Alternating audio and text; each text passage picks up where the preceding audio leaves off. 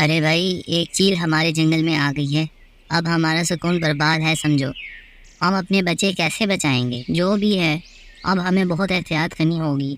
کسی ایک پنچھی کو روزانہ شام کے بعد پہرا بھی دینا ہوگا تاکہ چیل کی کسی بھی حرکت یا حملے سے بچا جا سکے۔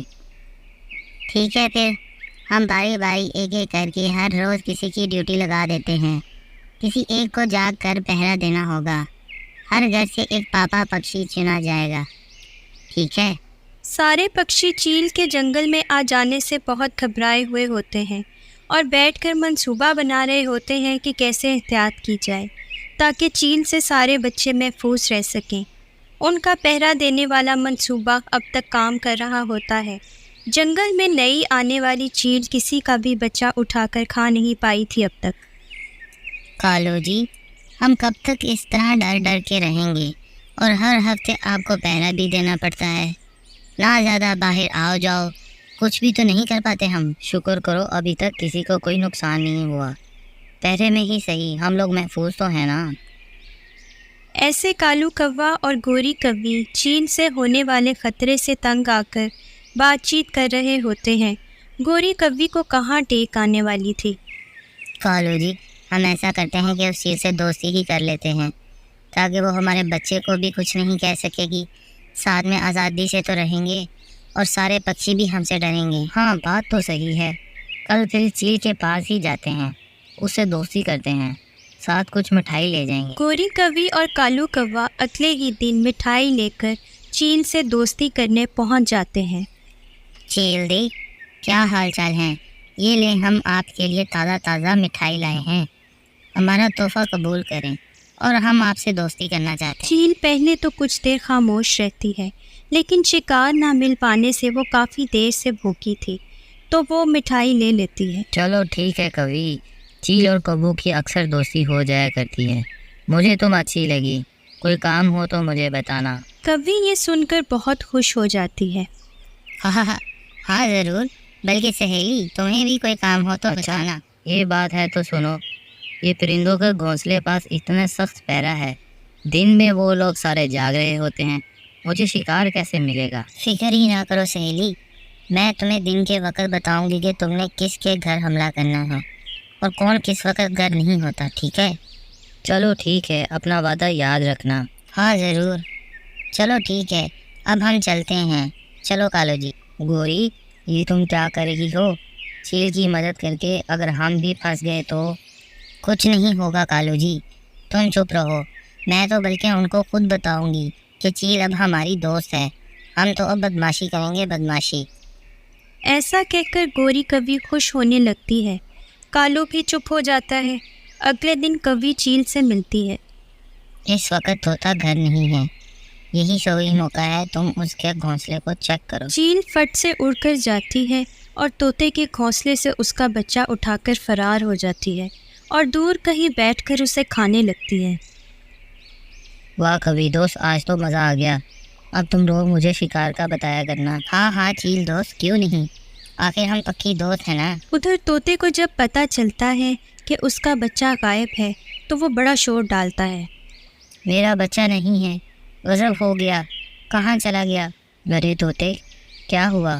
میں کچھ ہی دیر کے لیے دانہ لینے باہر تھا، اب یہاں میرا ٹیٹو نہیں ہے، اسے کوئی لے گیا۔ کون ہو سکتا ہے؟ ہمارے گھونسلوں کے پاس تو دن میں کوئی نہیں آ سکتا، سارے پنچھی ادھر ادھر ہی ہوتے ہیں۔ وہ لوگ کافی پریشان ہو جاتے ہیں لیکن کچھ نہیں کر سکتے تھے۔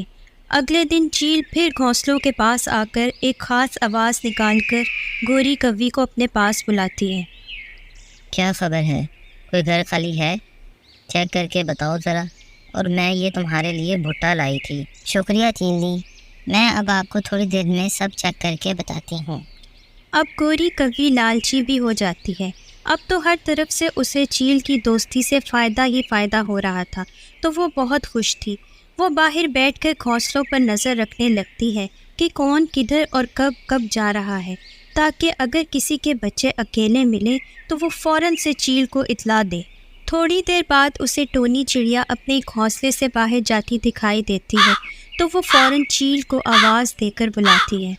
چیل اس کا اشارہ سن کر فوراً وہاں آتی ہے اور گوری کوی جس طرف دیکھ رہی ہوتی ہے اسی گھونسلے میں گھس جاتی ہے اور ٹونی چڑیا کے ایک بچے کو کھانے لگتی ہے۔ ارے یہ تو چیل ہے، ٹونی کے بچے کو کھا رہی ہے، مجھے باقی بچوں کو بچانا ہوگا۔ ارے چیل چھوڑ اسے اور بھاگ یہاں سے۔ وہاں باقی پرندے بھی آ جاتے ہیں اور چیل کا بھی شکار ہو گیا تھا تو وہ وہاں سے اڑ جانا ہی مناسب سمجھتی ہے۔ ٹونی وہاں آ جاتی ہے اور بچے کو غائب دیکھ کر پھوٹ پھوٹ کر رونے لگتی ہے۔ اس چیل کی اتنی ہمت کیسے ہوگی کہ سب کے سامنے ہی آ کر شکار کر رہی ہے؟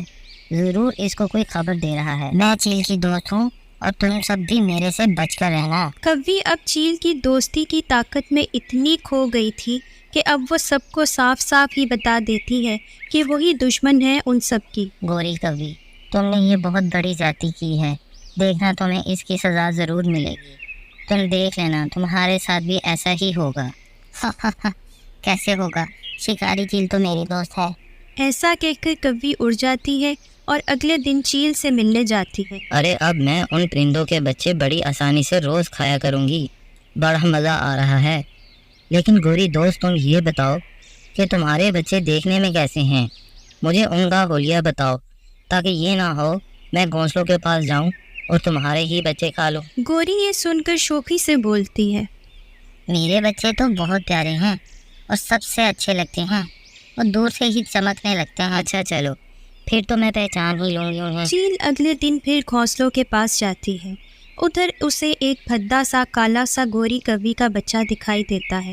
اسے دیکھ کر چیل کہتی ہے، ارے یہ بچے تو کوے کے نہیں ہو سکتے، وہ تو چمکدار ہونے چاہیے تھے۔ میں ایسا کرتی ہوں اسے کھا لیتی ہوں۔ ایسا کہہ کر چیل وہ بچہ کھانے لگتی ہے۔ ادھر گوری کوی بھی آ جاتی ہے۔ ارے یہ تم نے کیا کیا؟ یہ میرا بچہ کیوں کھا لیا؟ ہم تو دوست تھی نا۔ ایسا کہہ کر کوی رونے لگتی ہے اور چیل شرمندگی اور گھبراہٹ سے وہاں سے اڑ جاتی ہے اور باقی پرندے بھی وہاں آ جاتے ہیں۔ دیکھا گوری، تمہیں کہا تھا نا میں نے کہ سزا ملے گی تمہیں۔ تم تو کہہ رہی تھی کہ جنگل کی سب سے بڑی شکاری میری دوست ہے، میرا تو اب کوئی نقصان نہیں ہو سکتا۔ اب کیا ہوا؟ ناممکن صورتحال میں بھی تمہیں سزا مل ہی گئی نا۔ اسے کہتے ہیں اوپر والے کا انصاف۔